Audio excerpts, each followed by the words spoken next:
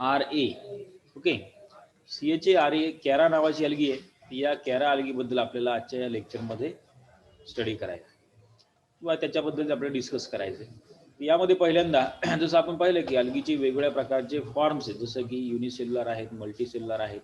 मल्टीसेल्युलरमध्ये मग पुन्हा फिलामेंटस आहे, त्यानंतर त्याला आपण म्हटलं की कोलोनियल आहे, वेगवेगळ्या प्रकारची जी आहे. तर याप्रमाणे ही एक ब्रांच्ड इरेक्ट अलगी आहे की जी ज्याला आपल्याला मेन ॲक्सिस पाहायला मिळतो आणि त्याचबरोबर it look like a small tree. अशा प्रकारची ही अलगी आहे. तिचं नाव आहे कॅरा. सिस्टमॅटिक पोझिशन जर पाहिली आपण या अलगीची, तर सिस्टमॅटिक पोझिशन अशी बघा, म्हणजे क्लासिफिकेशन असं आहे की it is classified under division Charophyta, class Chlorophyceae, order Charales, family Characeae आणि या कॅरेसीमध्ये जीनस आहे कॅरा. सुरुवातीला तर कॅरा अलगी कशी दिसते पहा, याप्रमाणे ही डायग्राम आहे. किंवा ओरिजिनली ज्या वेळेला ही अलगी आपल्याला दिसते किंवा फ्रेश वॉटरमध्ये वाढणारी ही अलगी आहे. हां, फ्रेश वॉटर म्हणजे धरणाचं पाणी जे आहे किंवा आपल्याकडचं जे काही नदी नाल्याचं पाणी आहे ते फ्रेश वॉटर आहे, गोडं पाणी. तर या फ्रेश वॉटरमध्ये मोस्टली आपल्याला ही अलगी पाहायला मिळते. ओके. याप्रमाणे ही अल्गल ग्रोथ खाली सबस्ट्रॅटमला म्हणजे बेसला झालेली आपल्याला पाहायला मिळते. जे काही तळं असेल किंवा जे काही वॉटर बॉडी असेल त्या वॉटर बॉडीच्या बेसला खाली असं वाळूमधून किंवा त्या चिखलामधून वाढलेली ही अल्गल ग्रोथ आपल्याला झाली पाहायला मिळते. आता ही अलगी कम ग्रासेस जास्त दिसणार आहे, म्हणजे अलगी कमी आणि एखादं गवत ज्याप्रमाणे असतं त्या प्रकारचं हे प्लांट आपल्याला दिसेल. But basically it is algae. Okay. त्या अलगीचं थॅलस अगदी थोडंसं ऑर्नामेंटेड म्हणा किंवा थोडंसं डिस्टिंग्विश झालेलं आपल्याला हे थॅलस पाहायला मिळतं. ठीक आहे. आता ह्या अलगीचे कॅरेक्टर काय काय ते पहा. सुरुवातीला पहा, कॅरा जी आहे ही सबमर्ज ॲक्वॅटिक अलगी आहे. सबमर्ज ॲक्वॅटिक म्हणजे काय की पाण्यामध्ये आतमध्ये बुडलेली, बरोबर, वॉटर बॉडीच्या खाली तळाला आपल्याला ह्या अलगीची ग्रोथ झालेली आपल्याला पाहायला मिळते. So which is submerge and aquatic organism. It consists of erect branches exist attached to the substratum by the multicellular rhizoids. मग हे जे काही ॲक्सिस आपल्याला याचा पाहायला मिळतो आणि या ॲक्सिस हा असा मध्ये मेन ॲक्सिस आहे. या ॲक्सिसवरती काही ब्रँचेस आपल्याला दिसतील आणि याला खाली रूट लाईक रायझॉइड्स आपल्याला आलेले आपल्याला पाहायला मिळतात. मग आता तुम्ही म्हणाल की मग ही याला अलगी का असं म्हटलं, कारण की याच्यामध्ये रूट सारखा ॲपेंडेज दिसतो, स्टेम पण दिसतंय, लिव्स पण दिसतात, तर मग याला प्लांट का असं नाही म्हटलं. तर याच्यामध्ये जे आहे हे रूट जे आहेत हे ट्रू रूट्स नाहीत किंवा व्हॅस्क्युलर बंडल नाही, बरोबर, किंवा इतर प्रकारे जी काही रचना बाकीच्या इतर हायर प्लांटमध्ये जे असे असते त्या प्रकारची रचना याच्यामध्ये आपल्याला दिसत नाही, म्हणून याला अलगी या ग्रुपमध्येच ठेवलेलं आहे. Okay. So it has a main axis rhizoid like root and it resembles in appearance to a miniature horse tail. म्हणजे घोड्याची शेपटी जशी असेल त्या घोड्याच्या शेपटीसारखा असा झुपका या अलगीचा आलेला आपल्याला पाहायला मिळतो. Now in the plant body which is differentiated into nodes and internode. आता ही प्लांट बॉडी जी आहे किंवा ही जी काही त्याचं थॅलस आहे ते नोड आणि इंटरनोडमध्ये डिस्टिंग्विश झालेलं आपल्याला पाहायला मिळतं. जसं की ऊसाचं कांड असते पहा, ज्या ज्या ठिकाणी डोळे असतात त्याला नोड रिजन असं म्हणायचं, त्या ठिकाणं फुटवे फुटतात.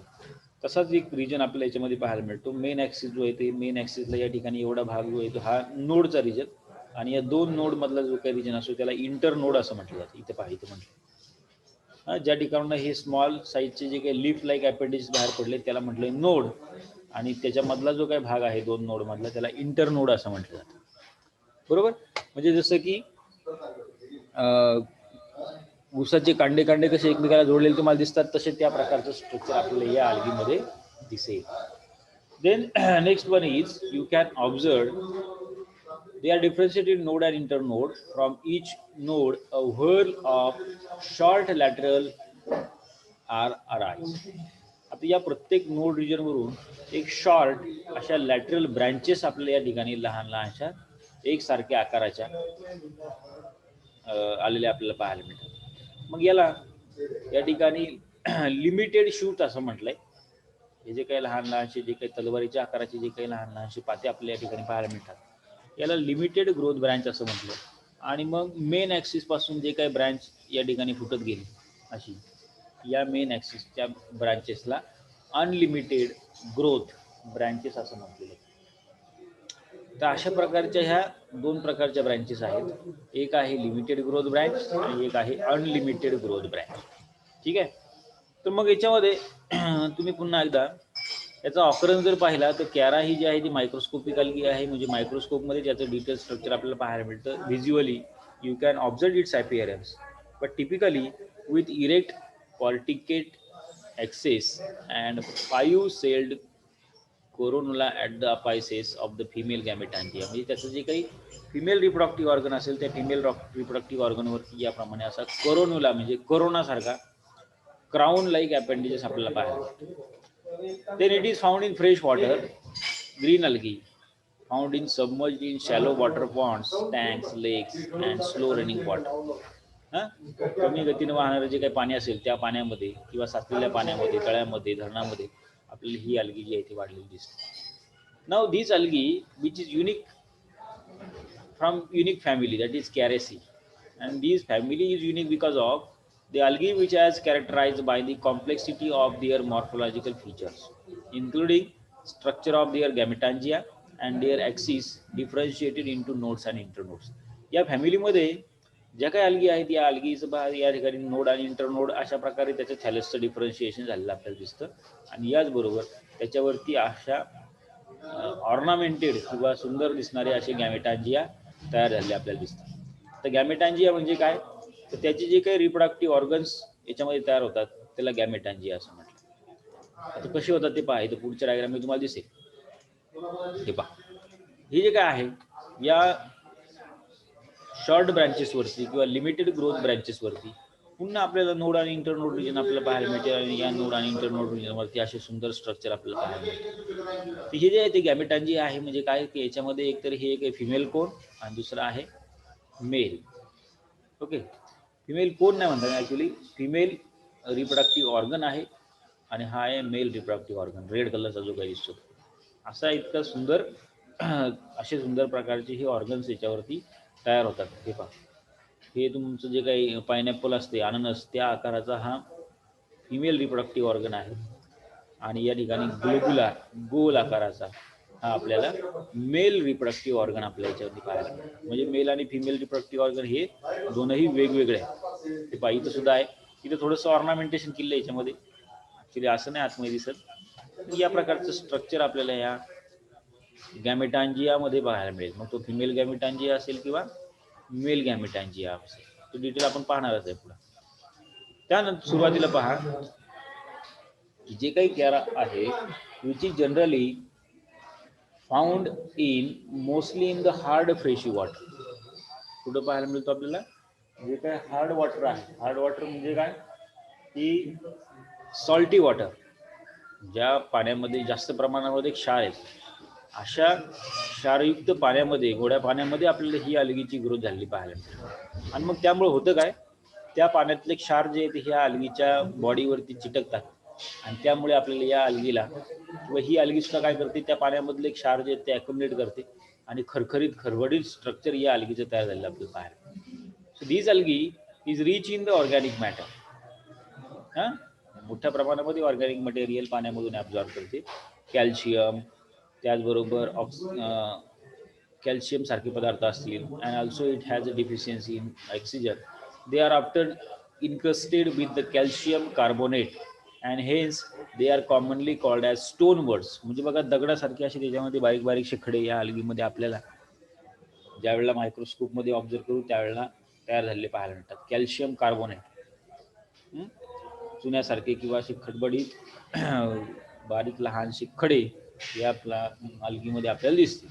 तर अशा प्रकारची ही कॅरा नावाची अल्गी, त्याचं स्ट्रक्चर आता थोडक्यात पहा. थॅलस स्ट्रक्चर जर पाहिलं तर थॅलस स्ट्रक्चरमध्ये त्याचं थॅलस जे आहे ते ब्रांचड स्ट्रक्चर आहे किंवा ब्रांचेस त्याला भरपूर सारे आपल्याला पाहायला मिळतात. आणि त्यानंतर मग दोन प्रकारच्या ब्रांचेस आहेत, मल्टी सेल्युलर स्ट्रक्चर आहे आणि मॅक्रोस्कोपिक ॲज वेल ॲज मायक्रोस्कोपिक सुद्धा आहे. मल्टिपल सेल्स आपल्याला याच्यामध्ये दिसतील आणि या मल्टिपल सेलपासून या प्रकारचे हे अल्गीचं स्ट्रक्चर तयार झालेलं पाहायला मिळतं. पुढे दिसते तुम्हाला सेल्युलर स्ट्रक्चर, पुढं पाहायला हे पहा. त्याच्या काही आतमध्ये जे आहे याप्रमाणे अशा सेल्स आहेत, या अनेक सेल एकत्र येऊन मग याप्रमाणे असा ऑर्गन किंवा या प्रकारचं थॅलस तयार झालेलं आपल्याला दिसतं. तर याच्यामध्ये you can observe the thallus which is branched, multicellular and macroscopic. The thallus is normally 20 to 30 centimeter in length. साधारणतः थॅलस किंवा या algae ग्रोथ किती झालेली असते 20 ते 30 सेंटीमीटर लांबीची. Okay, but after they may be up to 90 centimetre to 1 metre, 90 centimetre पासून जवळपास म्हणजे 1 मीटर पर्यंत सुद्धा कधी कधी या अल्गल ग्रोथ किंवा या अल्गेची ग्रोथ पाण्यामध्ये काही ठिकाणी झालेली आपल्याला दिसते. काही स्पेसीज ज्या आहेत या अगदी 2 ते 3 सेंटीमीटरच्याच असतात. जसं की कॅरा हेडे नावाची एक स्पेसीज आहे, ती अगदी लहान अशी शॉर्ट 2 ते 3 सेंटीमीटर लांबीची आपल्याला ही स्पेसीज पाहायला. Then some of the plant body shows complex structure. Plant body काय दाखवते, कॉम्प्लेक्स असं एक स्ट्रक्चर तयार झालेलं पाहायला मिळते की ज्यामध्ये you can observe the axis which has the nodes and internode region. Then each internode consists of single large elongated cell. प्रत्येक इंटरनोड मध्ये म्हणजे इंटरनोड जी आहे त्यात पहा लक्षात घ्यायचं.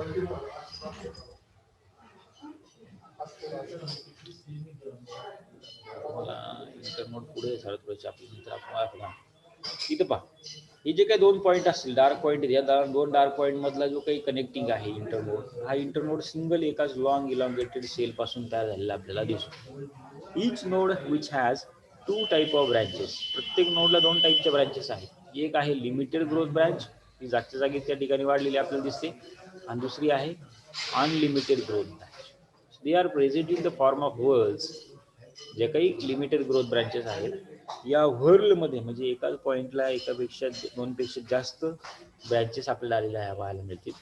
And these are only 1 or more unlimited growth branch. ही जी काही अनलिमिटेड ग्रोथ ब्रँच आहे ती एकतर 1 किंवा 2 फार फार ते एका नोडपासून तयार झालेली आपल्याला दिसतात. In the plant which is appearance resembles equisetum, hence Chiara is normally known as the aquatic horsetail part. जसं की आता इक्विसेटम एक टेरिडोफायटिक प्लांट आहे. या टेरिडोफायटिक प्लांट सारखं स्ट्रक्चर आपल्याला ह्या कॅरामध्ये पाहायला मिळतं, आणि म्हणून मग कॅराला ॲक्वॅटिक हॉर्सटेल असं म्हटलं. इक्विसिटमला ॲक्च्युली हॉर्सटेल असं म्हटलं जातं, पण हा ॲक्वॅटिक आहे, पाण्यामधला हॉर्सटेल आहे. So thallus is mainly differentiated into rhizoids and main axis. थॅलसचं स्ट्रक्चर जर पाहिलं आपण त्याच्यामध्ये 2 प्रकार आपल्याला महत्त्वाचे पाहायला मिळतात. एक आहे रायझॉइड्स, खाली जे काही रूट्स असणार ते असणार रायझॉइड्स, आणि दुसरा आहे that is we called as the main axis. बरोबर, मेन ॲक्सिस आहे त्यावरती मग असणारे ह्या 2 प्रकारच्या ब्रँचेस आहेत. एक आहे लिमिटेड ग्रोथ ब्रँच आणि एक दुसरी आहे अनलिमिटेड ग्रोथ ब्रँच. याप्रमाणे हे थॅलस स्ट्रक्चर आहे. त्यानंतर growth of the thallus is by dome shape, apical cell which cut off derivatives at its posterior surface.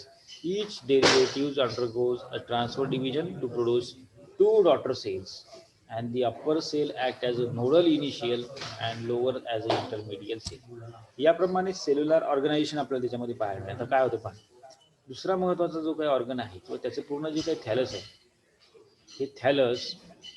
हे थॅलस जे आहे ते पूर्ण, हे जे काही पूर्ण प्लांट बॉडी तुम्हाला याच्यामध्ये दिसेल, ही 2 प्रकारच्या जास्त मेजर याच्यामध्ये आपल्याला पार्ट पाहायला मिळतील. एक आहे तो सॉईलमध्ये असणारा रायझॉइड्स, आणि दुसरा आहे हा मेन ॲक्सिस. मग याच्यामध्ये रायझॉइड जे आहेत ते रायझॉइड कशा प्रकारचे, they are not true roots. Rhizoid जे आहेत ते काय खरे ॲक्च्युली ते रूट्स नाही, किंवा ते काही तिथून काही वॉटर ॲब्झॉर्ब करणार नाहीत, पण त्याचं काम काय मग फक्त त्या अल्गल थॅलसला सबस्ट्रॅटमला अटॅच करून ठेवतो. Rhizoids are white thread like multicellular uniseriate and branch structure. Multicellular आहेत, भरपूर साऱ्या सेल त्या रायझॉइडमध्ये एका ठिकाणी बघायला मिळतील, पण त्याचे ब्रांचेस आपल्याला भरलेले पाहायला मिळतील. हेअर लाईक स्ट्रक्चर आहे. ओके, त्यानंतर rhizoids arises from the rhizoidal plate which are formed at the base of main axis or from the peripheral cells of the lower node. खाली जे काही मेन ॲक्सिस आहे त्या मेन ॲक्सिसच्या शेवटच्या सेलपासून याप्रमाणे रायझॉइडल plates तयार झालेल्यापासून मग हे रायझॉइड्स डेव्हलप झालेले दिसतात. These rhizoids are characterized by the presence of oblique septa. हे पहा लक्षात घ्या, हे रायझॉइड जे आहे, या रायझॉइडमध्ये ज्या काही सेल असतील त्या दोन सेलमध्ये जी काही सेल वॉल असते, भिंत असते, ही भिंत जी आहे ती ऑब्लिक तिरपी आपल्याला पाहायला मिळते. जनरली हिच्या बाकीच्या याच्यामध्ये तुम्ही सरळ राईट अँगलमध्ये ही सेप्टा पाहाल, पण इथं मात्र ऑब्लिक सेप्टा आपल्याला या रायझॉइड्समध्ये पाहायला मिळते. The tip of the rhizoids they possesses minute solid particles. जे काय रायझॉइडचं टीप आहे त्या रायझॉइडच्या टीप पार्टिकलमध्ये सॉलिड पार्टिकल्स आपल्याला पाहायला मिळतात. They act as a statoliths and the rhizoid shows apical growth. Rhizoids they help in attachment of the plant to the substratum. त्याचं function काय फक्त ही जे काही कॅराची जी काही थॅलस आहे ही थॅलस त्या सबस्ट्रॅटमला अटॅच राहावं म्हणून हे रायझॉइड्स असे त्या चिखलामध्ये किंवा त्या सॉईलमध्ये किंवा त्या तळ्याच्या काठा काय म्हणतात त्याला, त्याचा जो काही बेस असेल वॉटर बॉडीचा बेस, त्या बेसला हे अटॅच असलेले दिसतात. So this one is the rhizoids. Now next one is the main axis. आता मेन ॲक्सिस जो आहे असा सरळ मेन ॲक्सिस आणि त्या मेन ॲक्सिसवरती मग वेगवेगळ्या प्रकारचे ब्रँचेस आपल्याला आलेले दिसतात. तो मेन ॲक्सिस जो आहे तो इरेक्ट आहे, लॉंग आहे, ब्रांच होती, त्याला जेव्हा ब्रांचेस आपल्याला त्याच्यावरती पाहायला मिळतील की जो नोड आणि इंटरनोडमध्ये डिफरन्शिएट झालेला असतो.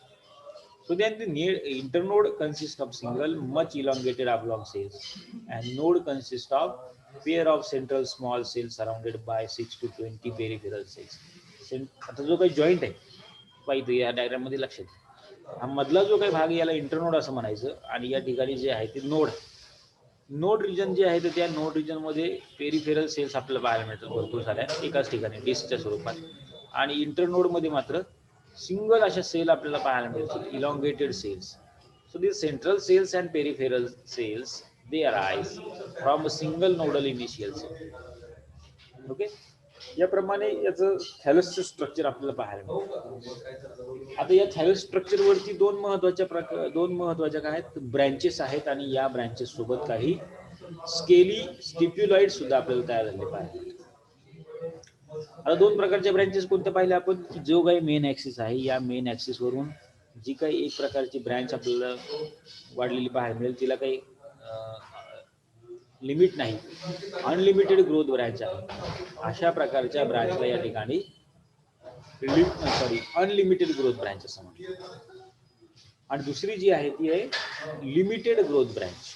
म्हणजे काय की नोड रिजन वरती त्या ठिकाणी एक सारख्या सगळ्या आकाराच्या आपल्याला या ब्रँचेस पाहायला भेटतात.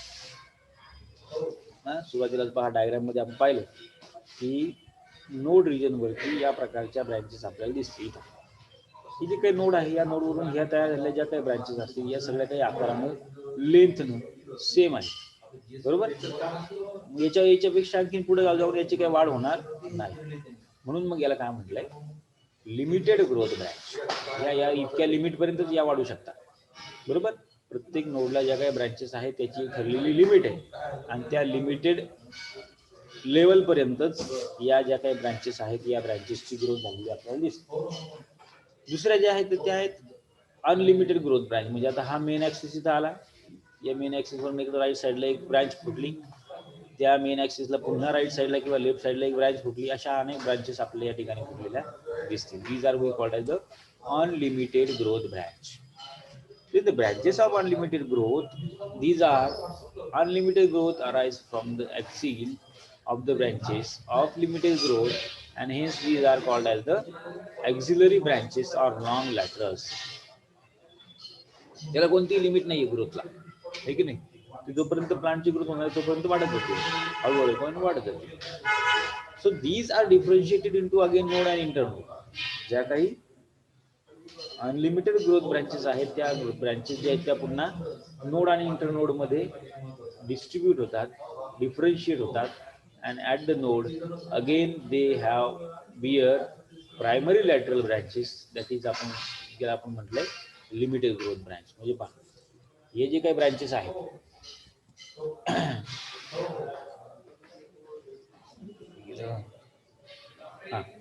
या ज्या काही ब्रँचेस आहेत या ब्रँचेसवरती पुन्हा या ठिकाणी नोड इंटरनोड रिजन आला आणि पुन्हा नोड रिजन वरती या ठिकाणी पुन्हा याप्रमाणे लिमिटेड ग्रोथ ब्रँचेस आलेल्या आपल्याला दिसतात. तर असे या प्रकारचे कॅरेक्टर्स आपल्याला या कॅरामध्ये किंवा कॅराच्या नोडल किंवा इंटरनोड रिजनमध्ये आपल्याला पाहायला मिळतात ब्रँचेस.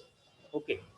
आता या ब्रँचेसच्या व्यतिरिक्त जर का तुम्ही मायक्रोस्कोपिकली जर पाहिलं, या प्रत्येक नोडच्या ठिकाणी किंवा इव्हन इंटरनोड वरती सुद्धा आपल्याला असे स्मॉल असे काही गोल्यासारखे काही अपेंडेजेस पाहायला मिळतात. These are we called as scales. काय म्हणतात त्याला? स्केल्स. किंवा या स्केल्सला स्टिप्युलाइट्स असं सुद्धा म्हटलं जातं. So basal node of the branches of limited growth branch which develop short oval pointed single cell outgrowth that is called as stipulodes. आता काय स्टिप्युलाइट कसं असणार आहे? जी काही बेस आहे ब्रँचेसचा, जो काही बेस आहे खालचा, म्हणजे त्या थॅलसची जी काही सुरुवात झाली त्याच्या खालचं बुडातली जी काही सेल असेल त्या बुडातल्या सेलच्याच नोड रिजनला अशा प्रकारचे शॉर्ट ओव्हल पॉइंटेड आणि एका सिंगल सेल पासून तयार झालेले आउटग्रोथ आपल्याला या ठिकाणी पाहायला मिळतात. त्याला म्हटलं जातं या ठिकाणी स्टिप्युलाइट्स. आणि most of the species of Chara the number of stipulodes are each node is twice the number of primary laterals. म्हणजे पहा, एक लक्षात घ्या, नोड रिजन वरती किती लॅटरल किंवा किती लिमिटेड ग्रोथ ब्रँचेस आलेले आहेत त्या ब्रँचेसच्या डबल या ठिकाणी आपल्याला स्टिप्युलाइट्स पाहायला मिळतात. So such species they are called as bistipulate species, है की नाही? So in some species of Kara, these stipules are at node is equal to number of primary lateral branches. जेवढ्या काही लॅटरल ब्रँचेस आहेत, lateral म्हणजे याचा अर्थ काय, या ज्या काही नोड रिजनला येणाऱ्या ज्या काही लिमिटेड ग्रोथ ब्रँचेस आहेत त्या लिमिटेड ग्रोथ ब्रँचेस इतक्याच या ठिकाणी स्केल्स आपल्याला पाहायला मिळतील किंवा या प्रकारच्या स्टिप्युलाइट्स पाहायला मिळतील. ओके. अशा प्रकारचे एक कॅरेक्टर आपल्या याच्यामध्ये पाहायला मिळतं. दुसरं आहे कॉर्टेक्स. आता या मेन ॲक्सिस वरती याचं प्रोटेक्शन व्हावं म्हणून ॲनाटॉमिकली जर आपण पाहिलं तर या ठिकाणी आपल्याला कॉर्टेक्स आपल्याला पाहायला मिळेल. या ठिकाणी डायग्राम बघा, नोड रिजन वरती या प्रकारचे ह्या स्टिप्युलाइट्स किंवा इथे दाखवलं. या स्टिप्युलच्या व्यतिरिक्त पुन्हा या ठिकाणी अशा लिमिटेड ग्रोथ ब्रँचेस आलेल्या दिसतात. ज्यावेळेला हे तुम्ही जवळून बघाल मायक्रोस्कोप खाली त्यावेळेला आपल्याला हे स्ट्रक्चर अगदी क्लिअरली दिसतात. Then the cortex is internodal cells. In some species they may be surrounded by one cell thick layer called as cortex. Internodal cell जे आहे या इंटरनोडल सेल मध्ये काही स्पेसीजच्या you can observe these cells are surrounded by one cell thick layer that is we call as the cortex. Cortex layer आपल्या याच्यावरती पाहायला मिळतो. and these species are called as the corticated species, and in which cortical layer is absent, those species are called as the ecorticate species. हे दोन प्रकारचे कॅरा species, काही कॅराच्या species मध्ये याप्रमाणे कॉर्टेक्स तयार होते, काही मध्ये तयार होत नाही, त्यावरनं मग ही दोन नावं दिली आहे. So these cortex which consist of vertically elongated narrow cells, cortex मध्ये काय त्या अशा वर्टिकल इलॉंगेटेड सेल्स आपल्याला या मेन ॲक्सिसच्या पृष्ठभागावरती बाहेरच्या बाजूला पाहायला मिळतील. So the internode up to half of its length by corticating filaments develop from upper node that is called as descending, and the lower half of the internode is covered by filaments developed from the lower node that is called as the filament. याप्रमाणे descending आणि filament या ठिकाणी या cortex पासून तयार झालेले आपल्याला दिसतात. And the ascending and descending filaments they meet at the middle of intermediate. तर थोडक्यात एक अशा प्रकारचं हे थॅलस स्ट्रक्चर आहे. नीट डायग्रामवरून लक्षात घ्या. झालं काय की बी जी काय आहे नोड आणि इंटरनोड रिजन आपल्याला इथे दिसतो. जे काय मेन ॲक्सिस आहे त्या ठिकाणी हा आहे नोड रिजन आणि मधला आहे इंटरनोड रिजन, बरोबर. मग नोड रिजन आहे इथे दाखवले पहा, ही जी सगळे मेन ॲक्सिस आहे या मेन ॲक्सिस वरचा हा भाग आहे. या ठिकाणी नोड आणि या ठिकाणी मध्ये इंटरनोड रिजन, बरोबर. त्यानंतर प्रत्येक ठिकाणी जे काही नोड रिजन आहे या नोड रिजनला या ठिकाणी आपल्याला स्टिप्युलाइड अपेंडेजेस आलेले आपल्याला पाहायला मिळतात आणि the stipulode appendages are equal and they are twice in number of limited growth branches. जेवढ्या काही लिमिटेड ग्रोथ ब्रँचेस या एका नोडवरून तयार होणार तेवढ्या त्याच्यात डबल न त्या ठिकाणी आपल्याला स्टिप्युलाइड्स पाहायला मिळतात. बरोबर. त्याचा जर काही तुम्ही व्हर्टिकल सेक्शन घेतला, ट्रान्सफर सेक्शन घेतला सॉरी, तर ट्रान्सफर सेक्शन घेतल्यानंतर या प्रकारचं स्ट्रक्चर आपल्याला या केराच्या स्टेमचं पाहायला मिळतं.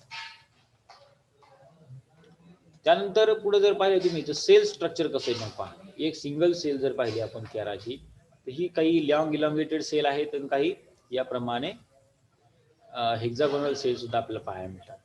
then young cell they are always uninucleated structured without conspicuous vacuole. Young cell जी आहे या यंग सेलमध्ये आपल्याला सिंगल न्यूक्लिएट स्ट्रक्चर आपल्याला पाहायला मिळेल. सिंगल न्यूक्लियस याच्यामध्ये दिसतो विदाउट एनी कॉन्स्पिक्युअस व्हॅक्युअल्स. व्हॅक्युअल्स त्या ठिकाणी कुठल्याही तयार झाले नसतात. व्हॅक्युअल्स कशासाठी असतात, या ठिकाणी जसं आता हे कम्प्लिटली वॉटर बॉडीमध्ये असणारं प्लांट, मग या व्हॅक्युअल्समध्ये कार्बन डायऑक्साईड ऑक्सिजन जो आहे ते स्टोअर करून ठेवला जातो. ओके. आणि हवा त्या वेळेला वापरला जातो. Then in the mature cells the vacuoles may be develop and may become multinucleated due to mitosis, and there are many small ellipsoidal chloroplasts arranged longitudinally in the peripheral portion of the cytoplasm. Long elongated असा इलिप्सॉइडल chloroplast आपल्याला याच्यामध्ये पाहायला मिळतो आणि त्यानुसार मग हे structure तयार झाले तुम्हाला दिसलं. हे पाहिजे छान फोटो याला मेन ॲक्सिस आहे. मेन ॲक्सिसला या ठिकाणी ब्रांच आली, पुन्हा इकडे काही ब्रांचेस आहेत आणि प्रत्येक ब्रांचवरती नोड इंटरनोड रिजन आहे आणि या नोड इंटरनोड रिजनला या ठिकाणी लिमिटेड ग्रोथ ब्रांचेस आलेल्या दिसतात. ओके. या डायग्राममध्ये तुम्हाला आणखीनच क्लिअर होईल. पहा मग अशी मी जे काय सांगितलं केराचं थॅलस, या थॅलसमध्ये नोड इंटरनोड रिजन आहे आणि याप्रमाणे ब्रँचेस आलेले आपल्याला दिसतात. आता ज्याप्रमाणे हे केराचं थॅलस मॅच्युअर होईल, मॅच्युअर झाल्यानंतर मग त्याच्यावरती या प्रकारचे हे दोन ऑर्गन्स रिप्रोडक्शनसाठी तयार झालेले दिसतात. एक आहे फिमेल रिप्रोडक्टिव्ह ऑर्गन, दुसरा आहे male reproductive organ. Female reproductive organ जे आहे त्याला ओगोनिया असं म्हटलंय किंवा इथे एक वेगळ्या प्रकारचं नाव दिलं आहे. मेल रिप्रोडक्टिव्ह ऑर्गन जे आहे या मेल रिप्रोडक्टिव्ह ऑर्गनमध्ये काय आहे, अँथ्रिडियम किंवा हा अँथ्रिडियम आहे ज्यामध्ये अँथ्रिडिया तयार होणार. या डायग्राममध्ये पण तुम्हाला ते दिसेल. इथं पहा हे जे काही मेन ॲक्सिस, या मेन ॲक्सिसवरती या लिमिटेड ग्रोथ ब्रँचेस आल्या, एक अनलिमिटेड ग्रोथ ब्रँच आली आणि मग पुन्हा प्रत्येक लिमिटेड ग्रोथ ब्रँचेसवरती you can again observe node and internode region. Node and internode region तुम्हाला याच्यामध्ये दिसेल आणि मग प्रत्येक ठिकाणी जे काही नोड आहे त्या नोडच्या ठिकाणी रिप्रोडक्टिव्ह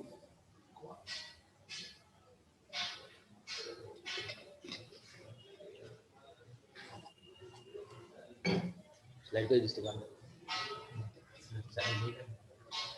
तर प्रत्येक नोडच्या ठिकाणी मग ते मेन ॲक्सिस असो किंवा मग अनलिमिटेड ग्रोथ ब्रँचेस असो, कुठल्याही ब्रँचेसवरती जे काही लिमिटेड ग्रोथ ब्रँचेस आपल्याला आलेले दिसतात, या लिमिटेड ग्रोथ ब्रँचेसवरती पुन्हा या ठिकाणी पुन्हा आपल्याला असे काही लहान लहानसे नोड इंटरनोड रिजन्स आपल्याला दिसतात आणि मग या नोड इंटरनोड रिजनवरती आपल्याला मग या ठिकाणी अशा प्रकारे रिप्रोडक्टिव्ह ऑर्गन्स या ठिकाणी तयार झालेले आपल्याला दिसतील. बरोबर. हे पहा आता हा मधला आहे मेन ॲक्सिस. बरोबर. मधला सेंटरचा काय आहे, मेन ॲक्सिस आहे. मेन ॲक्सिसच्या या ठिकाणी ही नोड आहे. नोडच्या खाली या बेसला या ठिकाणी स्टिप्युलाइड्स आहेत. काय म्हणलं आपण त्याला, स्टिप्युलाइड्स. आणि या स्टिप्युलाइड्सच्या डबलनं किंवा याच्या नंबरच्या डबल या ठिकाणी प्रत्येक ठिकाणी अशी ही एक लिमिटेड ग्रोथ ब्रँच आलेली आहे. ह्या ज्या काही ब्रँचेस आहेत या लिमिटेड ग्रोथ ब्रँचेस आहेत. या लिमिटेड ग्रोथ ब्रँचेसवरती पुन्हा आपल्याला नोड आणि इंटरनोड रिजन आपल्याला दिसेल. आता मायक्रोस्कोप खाली पाहिलेलं स्ट्रक्चर आहे, सेल अशा लॉंग इलॉंगेटेड सेल आपल्याला पाहायला मिळतात. म्हणजे सरळ अशा रेषा वाढलेल्या आपल्याला दिसतील, पण ह्या एक एक सिंगल सेल पासून तयार झालेल्या आहे. सेल एकमेकाला जोडून मग या प्रकारचा ऑर्गन तयार झालेला आहे. बरोबर. मग त्या लिमिटेड ग्रोथ ब्रँचच्या नोडवरती पुन्हा आपल्याला या ठिकाणी एक लहानशा अपेंडेजेस किंवा याप्रमाणे स्केली टाईप लिव्ज अराईज झालेले आपल्याला किंवा तयार झालेले दिसतात. आणि त्या स्केलीच्या मध्ये वरच्या बाजूला फिमेल रिप्रोडक्टिव्ह ऑर्गन आणि त्याच्याच बेसला मेल रिप्रोडक्टिव्ह ऑर्गन तयार झालेला आपल्याला दिसतो. मग या ब्रांचवरती पहा, ह्या जे काही सपोर्टिंग नोड्स आहेत त्या सपोर्टिंग नोड्सच्या बेसला तुम्हाला रिप्रोडक्टिव्ह ऑर्गन्स तयार झालेले आपल्याला दिसतात. जसं की मग याच्यामध्ये हा जो आहे हा असा लॉंग इलॉंगेटेड इलिप्सॉइड स्ट्रक्चर आपल्या याच्यावरती पाहायला मिळेल आणि याच्यावरती अशा रिब्स आपल्याला दिसतात, म्हणजे स्पायरली कॉइल्ड रिंग, जसे स्प्रिंग असते की नाही त्या स्प्रिंगच्या शेपच्या अशा रिब्स याच्यावरती पाहायला मिळतील.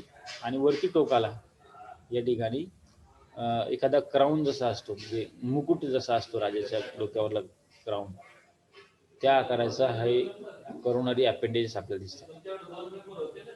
आणि बेसला मात्र ग्लोबोज गोल आकाराचं या ठिकाणी मेल रिप्रोडक्टिव्ह ऑर्गन आहे. बरोबर. मग आता मेल रिप्रोडक्टिव्ह ऑर्गन जो आहे किंवा फिमेल रिप्रोडक्टिव्ह ऑर्गन जे आहे यामध्ये डिफरन्स आपल्याला पाहायला मिळतो. यामध्ये हे जे काही दोन ऑर्गन आहेत हे सेक्शुअल रिप्रोडक्शन मध्ये तयार झालेले आपल्याला पाहायला मिळतात. ओके. मेल रिप्रोडक्टिव्ह ऑर्गन जो आहे त्याला ग्लोब्युल असं म्हटलंय आणि फिमेल रिप्रोडक्टिव्ह ऑर्गन जो आहे त्याला न्यूक्युल असं म्हटलंय. हे जे काही फिमेल रिप्रोडक्टिव्ह ऑर्गन आहे याला काय म्हटलं या ठिकाणी न्यूक्युल, NUCULE न्यूक्युल, आणि दुसरं जे आहे ते ग्लोब्युल. बरोबर. तर याप्रमाणे असे दोन रिप्रोडक्टिव्ह ऑर्गन्स तयार होतात आणि त्यानुसार मग त्याचं सेक्शुअल रिप्रोडक्टिव्ह होईल. म्हणजे काय की या ग्लोब्युल मधून मग जे काय अँथ्रेझॉइड्स आहेत हे अँथ्रेझॉइड्स बाहेर पडतील आणि they will reach up to the corona appendages of the nucule आणि या न्यूक्युलला नंतर ते फर्टिलाइज करतील. न्यूक्युलमध्ये नंतर मग स्पोर तयार होईल. असं आहे खरंच, जसं की इकडे आपल्याकडे फळं तयार होतात झाडाला तशी. पण माझं हे झालं सेक्शुअल रिप्रोडक्शन. तर याच्या व्यतिरिक्त आपल्याला या अल्गीमध्ये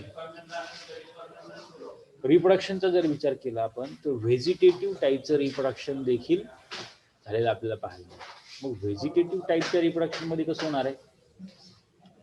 These vegetative type of reproduction it is generally takes place by the formation of tubers, amylum star and secondary protonema. एक वेगळ्या प्रकारचं स्पेशलाइज स्ट्रक्चर या ठिकाणी या फिलामेंटवरती तयार झालं आपल्याला पाहायला मिळतं आणि त्यापासून याचं व्हेजिटेटिव्ह रिप्रोडक्शन झालं पाहायला मिळतं. पहिली मेथड आहे सपोज फ्रॅगमेंटेशन.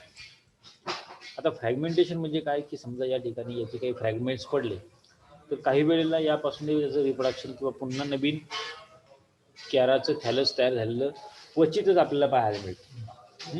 इतकं सहजासहजी नाही. So therefore they can reproduce vegetatively by producing special organs like tuber, amylum star and secondary protonema. आता हे काय काय स्ट्रक्चर असतात, कुठल्या कुठल्या प्रकारची स्ट्रक्चर आहे. जसं की पहिले बघा ट्यूबर. तर tubers are commonly form on the rhizoids or sometimes they even on the buried nodes and having full of starch.